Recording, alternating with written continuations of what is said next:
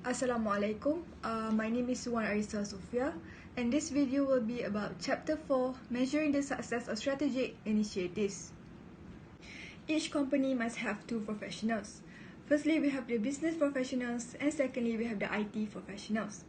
But how do we determine whether the company is a success or not? We determine it by using metrics.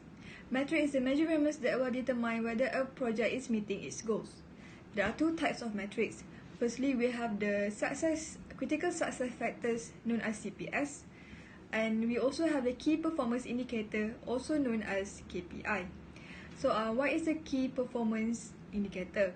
It is a performance matrix fall into the nebulous area of business intelligence that is neither technology and business but require input from both of it.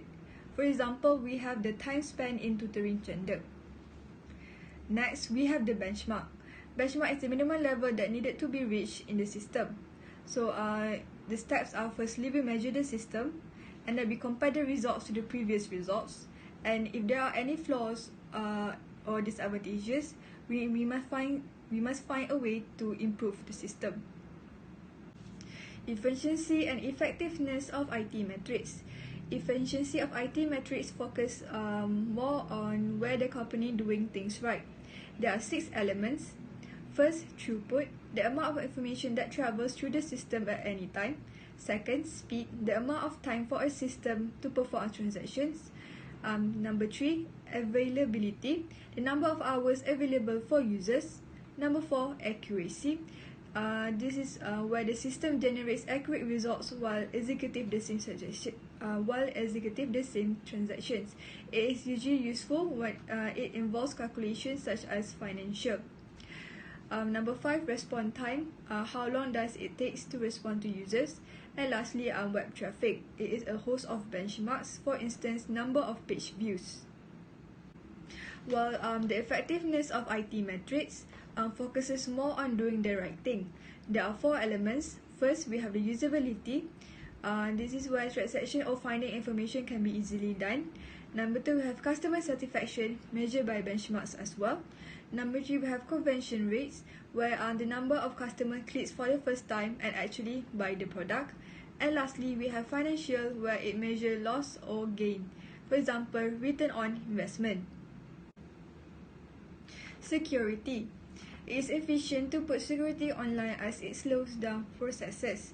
This is because security online usually have a lot of security questions that needed to be answered. Also, some customers did not trust their information to be shared on the internet.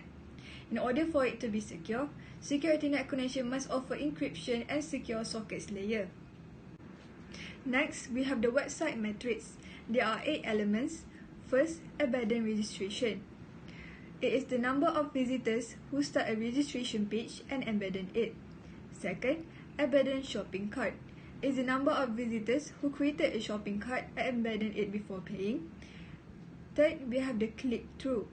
It is the number of people who visit a site after clicking it on an ad at another site. Number 4, conversion rate. It is the number of customers who visit a site and buy something. Number 5, cost per thousand. It is sales dollar generated per dollar of advertising. Number 6, page exposure. It is an average number of page exposures to an individual visitors. Number 7, we have total hits, which is the number of visits to a website. And lastly, we have unique visitors, which is the number of unique visitors to a site in a given time. Moving on, we have the supply chain management matrix. There are 5 elements in this one. First, we have the back order, which is the customer's pre-order. Second, we have the customer order promise cycle time. It is the estimated time between purchase order and delivery date. Third, we have the customer order actual cycle time. It is the actual time between purchase order and delivery date. Number 4, we have the inventory replenishment cycle time. It is the manufacturing cycle time and how long will the product deployed to distribution center. And lastly, we have the inventory turns, which is the number of times that a company inventory cycles per year. The more, the better. Supply chain management matrix consists of 3 departments.